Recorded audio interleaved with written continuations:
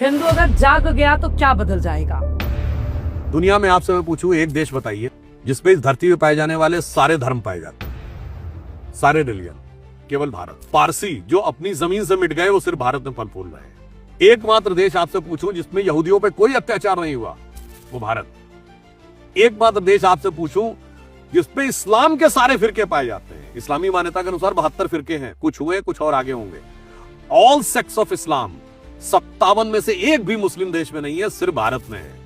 और बौद्ध धर्म के सबसे बड़े धर्मगुरु को जब कम्युनिस्टों ने मारने की कोशिश की, उसे शरण कहां मिली?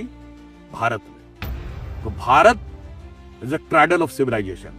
भारत में जो हिस्सा जहां हिंदू खत्म हो गए, कश्मीर, वहां पे चरारे शरीफ की मजार जला दी गई। क्यों?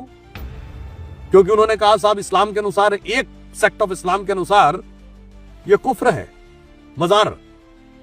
भारत में मुसलमानों की सबसे मुकद्दस मस्जिद हजरत बल, जहां माना जाता मोहम्मद साहब का बाल रखा है, मुई मुकद्दस, उस पर आतंकवादियों ने कब्जा कर लिया।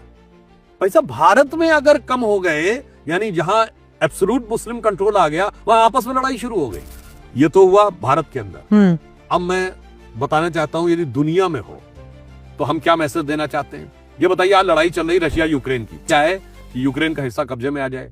तो चाइना ताइवान, चाइना कहता मैं ताइवान पे कैप्चर कर लूंगा, तो इजराइल हमास, तो थाईलैंड और कंबोडिया, सब तरफ लड़ाई चल रही है, पाकिस्तान अफगानिस्तान। तो आदमी क्या चाहता, मैं कब्जा कर लूं या फिर उस पर अपना आधिपत्य बना के अपने किसी नॉमिनी को वहां बैठा दूं, और या फिर उनसे संधि करा के उनको अपने आगे झुका दें। बिल्कुल। और जब भगवान राम ने लंका जीता तो क्या अयोध्या के राज्य में मिला लिया उसे? नहीं। क्या अपना कोई व्यक्ति वहां राजा नियुक्त किया? ये तो नहीं कहा लक्ष्मण से आज से तुम यहाँ के राजा हो गए ना, वहीं के व्यक्ति को कराया। कोई सब्जुगेशन नहीं, कोई डोमिनेशन नहीं। और इसलिए आज के इस क्लैश ऑफ सिविलाइजेशन में यदि कोई ये मैसेज देगा कि कोहेरेंस पीसफुल एग्जिस्टेंस के साथ कैसे हो सकती है, तो उसे राम मंदिर की ध्वजा देगी। और लास्ट में मैं कहूंगा, हिंदू इसलिए जरूरी है, हिंदुओं का उठना। It is the only religion, if you consider it as a religion, it is having no concept of conversion. That's why India is the only major country in the world which never went for invasion. और मैं last में एक और बात कह दूं, Hinduism क्यों जरूरी है? ये जेन जी के लिए है। आज किसी चीज की इंक्वायरी करनी हो तो क्या देखते हैं? एआई जी। अब आर्टिफिशियल इंटेलिजेंस के लिए जो पहली कंपनी जिसने ये देना शुरू किया वो थी चैट जीपीटी से। चैट जीपीटी का जो करता धरता है सैम ऑल्टमैन। सैम ऑल्टमैन से एक इंटरव्यू में पूछा गया कि हर चीज की जानकारी लोग एआई से चाहते हैं, और आप ये बताइए कौन सी ऐसी चीज है जो आपको लगता आपके पास जानकारी है पर वो दूसरे लोगों के पास नहीं है, इवन यूजिंग एआई। तो सैम ऑल्टमैन ने जानते क्या कहा? The absolute equivalence of Atman and ब्रह्मन, यानी आत्मा और ब्रह्म का एब्सोल्यूट इक्विवेलेंस, जिसे शंकराचार्य जी ने जीवो ब्रह्म नापरा कहा था।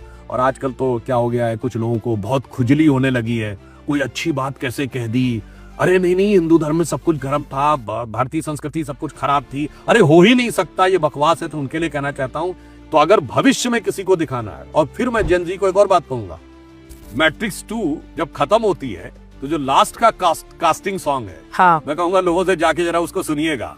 वो अमेरिकन एक्सेंट में जानते क्या बोल रहा है? असतो मां सद्गमय, तमसो मां ज्योतिर्गमय, मृत्यु और मां अमृतम गमय। इसीलिए मैं कहता हूं, हिंदू वो है जो विज्ञान से लेके समाज तक, अंतरराष्ट्रीय कूटनीति से लेके समृद्धि तक, संपूर्ण सह अस्तित्व से लेके आंतरिक विकास तक, आध्यात्म की ऊंचाई तक सब कुछ देने वाला है। इसीलिए आर्थर शोपेनहावर, जिसने उपनिषदों का जर्मन में ट्रांसलेशन किया, उसने कहा कि Upanishadic philosophy is the height of human wisdom, product of highest human wisdom. ये किसी दूसरे ने नहीं कहा। और दारा शिकोह ने उपनिषदों का अनुवाद करके कहा, यह सिर्रे अकबर है, this is words of God.